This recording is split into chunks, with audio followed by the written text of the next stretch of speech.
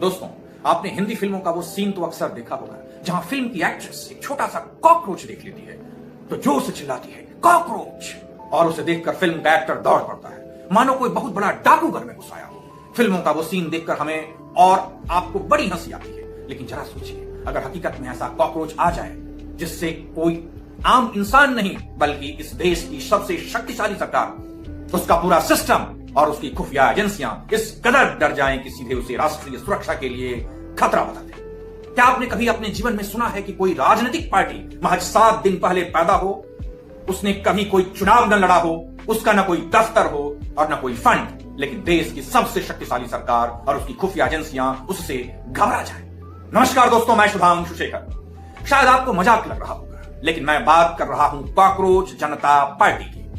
वही पार्टी जिसने पिछले हफ्ते हमारे और आपके डिजिटल स्पेस में वो कर दिखाया जो बड़े बड़े नेता करोड़ों रुपए खर्च करने के बाद भी नहीं कर पाते। महज 4 दिनों के अंदर इस काल्पनिक पैरोडी पेज ने इंस्टाग्राम और बीजेपी जैसी विशाल पार्टी को फॉलोअर्स के मामले में पीछे छोड़ दिया और देखते ही देखते 2.2 करोड़ का आंकड़ा पार कर लिया। लेकिन जानते हैं क्या, जैसे ही देश के युवाओं ने इस डिजिटल मंच पर आकर अपने हक के लिए आवाज उठाई, इस 22 मिलियन वाले पूरे वजूद को इंटरनेट से रातों रात गायब कर दिया गया। अब सोचने वाली बात यह है कि आखिर हमारा सिस्टम एक मजाक से, कुछ मीम्स से इतना डर क्यों गया? आइए आज इसी पर जरा खुलकर और सीधे फैक्ट के साथ बात करते हैं। बात शुरू होती है इसी महीने 16 मई को सुप्रीम कोर्ट के एक फैसले के दौरान आई एक टिप्पणी को लेकर बोस्टन यूनिवर्सिटी में पढ़ रहे एक भारतीय छात्र अभिजीत दीप के ने व्यंग के रूप में ट्विटर पर एक अभियान शुरू किया। उन्होंने इसे नाम दिया voice of the lazy and unemployed, यानी बेरोजगारी की आवाज। शुरुआत में तो सब कुछ बड़ा नॉर्मल था। युवा मीम्स बना रहे थे, फनी पोस्टर्स शेयर कर रहे थे, गाने बन रहे थे और सोशल मीडिया पर मैं भी कॉकरोच हूं ट्रेंड कर रहा था। आप और हम सब इसको देखकर हंस रहे थे। लेकिन दोस्तों, यह मजाक अचानक एक गंभीर गुस्से में तब बदल गया जब देश ने 22 लाख छात्रों के भविष्य पर बात आ गई। अब आप खुद सोचिए, नीट परीक्षा का पेपर लीक हो चुका था, एग्जाम रद्द हो गया था और देश का युवा गहरे तनाव और गुस्से में था।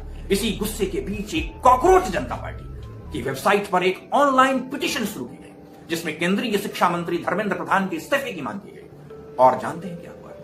मजाक कुछ घंटों में के भीतर 6 लाख से ज्यादा युवाओं ने इस पर अपने दस्तखत कर दिए। बस यही वो मोड़ था जहां हमारे सिस्टम का सब्र जवाब दे गया। जो सरकार इस पूरे पेपर लीक मामले पर मौन बैठी थी, वो अचानक कितनी एक्टिव हुई कि 21 से 23 मई के बीच इंटेलिजेंस ब्यूरो के इनपुट का हवाला देते हुए आईटी एक्ट की धारा 69A के तहत इस पार्टी का एक्स हैंडल भारत में यानी कि ट्विटर में ब्लॉक कर दिया गया। और बात यही नहीं रुकी। 23 मई की सुबह ठीक 9 बजे इसकी ऑफिशियल वेबसाइट को भी हमेशा के लिए बंद कर दिया गया। अब यहां मेरा और आपका और हम सबका सिस्टम से एक सीधा सवाल है, क्या हमारे देश की संप्रभुता और राष्ट्रीय सुरक्षा इतनी कमजोर है कि कुछ कॉलेज के लड़कों के बनाए मीम्स, पैरोडी और एक ऑनलाइन पिटीशन से उसे खतरा हो जाता है? क्या आप इस बात पर यकीन करेंगे? सच्चाई तो आप भी जानते हैं, जब भी इस देश में कोई आंदोलन अपनी जड़ें मजबूत करने लगता है, चाहे वो नोएडा के मजदूरों की बात हो, किसानों का आंदोलन हो या CAA के खिलाफ प्रदर्शन हो, सिस्टम के पास हमेशा एक तैयार स्क्रिप्ट होती है। गोदी मीडिया तुरंत मैदान में उतरता है और उसे विदेशी ताकतों का हाथ या टूल किट घोषित कर देता है। यहां भी वही हुआ। बीजेपी के बड़े नेताओं ने ऑन रिकॉर्ड कह दिया कि यह प्रधानमंत्री मोदी को अस्थिर करने के लिए सीमा पार से चलाया जा रहा एक क्लासिक ऑपरेशन है। इस पूरे मामले पर कांग्रेस सांसद शशि थरूर ने एक बड़ी पते की बात कही थी। उन्होंने कहा कि लोकतंत्र में सटायर यानी व्यंग एक प्रेशर कुकर के वाल्व की तरह काम करता है, जो जनता के भीतर घुट रहे गुस्से को शांत से बाहर निकलने का रास्ता देता है। अब आप खुद सोचिए, अगर आप उस वाल्व को ही वेल्डिंग करके हमेशा के लिए बंद कर देंगे तो अंदर का गुस्सा आखिर कहां जाएगा? प्रेशर कुकर तो फटेगा ही ना। लेकिन दोस्तों, इस डिजिटल दमन से भी ज्यादा डरावनी एक और हकीकत है जिसे हमें और आपको गहराई से समझना होगा। अभी हाल ही में इंटरनेट पर मशहूर कॉमेडियन समय रैना के बेंगलुरु शो का एक वीडियो आया जिसे एक महीने में 6 करोड़ से ज्यादा लोगों ने देखा। लेकिन उस पूरे 1.5 घंटे के वीडियो में क्या आपने एक बात गौर की? आपको पूरी ऑडियंस के हंसने की, तालियां बजाने की आवाज तो आएगी, लेकिन कैमरे पर किसी भी दर्शक का चेहरा नहीं दिखा। आपने होगा। जरा रुकिए और ठंडे दिमाग से सोचिए कि हम कैसे दौर में पहुंच चुके हैं जहां भारत की जनता कॉमेडी सुनने और ताली बजाने को तैयार है, लेकिन कैमरे पर अपना चेहरा दिखाना का साहस खो चुके हैं। क्यों? क्योंकि आज के युवाओं को यह बात अच्छी तरह समझ आ चुकी है, यह सोशल मीडिया उसकी कोई महफूज जगह नहीं है। यहां अगर आपने सरकार के खिलाफ एक जोक को भी लाइक या शेयर कर दिया तो आपका अकाउंट बैन हो सकता है, वीडियो डिलीट हो सकता है और आपके घर पुलिस भी आ सकती है। एक तरफ युवाओं की आजादी का यह हाल है और दूसरी तरफ हमारे सिस्टम की क्रूर कॉमेडी देखिए। नीट परीक्षा का पेपर चोर चुरा ले जाते हैं, परीक्षा रद्द हो जाती है, युवा दर दर भटक रहे हैं, लेकिन हमारी बिहार सरकार इसका क्या समाधान निकालती है? सरकार ऐलान करती है कि 21 जून को जब यह परीक्षा दोबारा होगी तो इतनी कड़कड़ाती धूप में छात्रों को सत्तू पीने वाला सत्तू पिलाया जाएगा और फ्री बस की सर्विस दी जाएगी।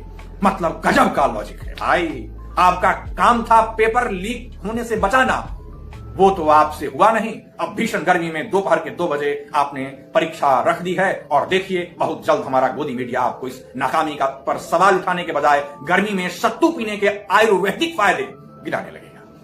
जनता अपनी बुनियादी मांग लेकर सरकार के दरवाजे तक नहीं पहुंच पाती, लेकिन सरकार सत्तू का गिलास लेकर सीधे आपके घर में घुस जाती है। इसे आप कॉमेडी नहीं कहेंगे तो क्या कहेंगे?